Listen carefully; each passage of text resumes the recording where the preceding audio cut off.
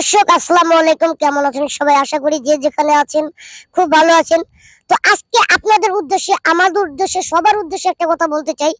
সেটা হচ্ছে, আপনি যদি লাইফে কখনো প্রেম করেন, প্রেম তো অবশ্যই করেন, আর আপনার প্রেমের ভিতরে যদি কেউ ব্যাঘাত ঘটায়, তাহলে তার একটা যে পরিণতি, শেষ পরিণতি কি করবেন সেটা হইতেছে তাকে জামাল গোটা চিপসের সাথে, কেকের সাথে বা যে কোনো একটা খাবারের সাথে তাকে মিশাই মনে করেন তার অবস্থা টাইট করে দিবেন, লে হালুয়ার টাইট।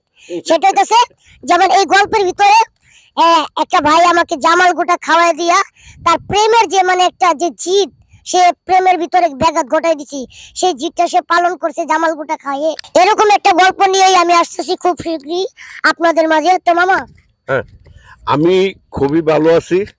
এই গল্পটা আমি দেখার অপেক্ষায় আছি, আপনারাও দেখবেন সবাই। এখন আমাদের হাসি ম্যাডাম কিছু বলবে, বলেন। আসসালামু আলাইকুম, হ্যালো গাইস, সবাইকে আন্তরিক শুভেচ্ছা জানাই। সবাই ভালো আছেন আল্লাহর রহমতে, আমরা ভালো আছি। আমরা যে পাতলা পায়খানা নাটকটা করছি, ঠিক আছে, অবশ্যই সবাই দেখবেন। এই নাটকটা অনেক মজার হবে, অনেক হাসির নাটক, ঠিক আছে। সবাই দেখবেন, লাইক কমেন্ট শেয়ার করবেন, সাবস্ক্রাইব করে দিবেন। ওকে, ধন্যবাদ।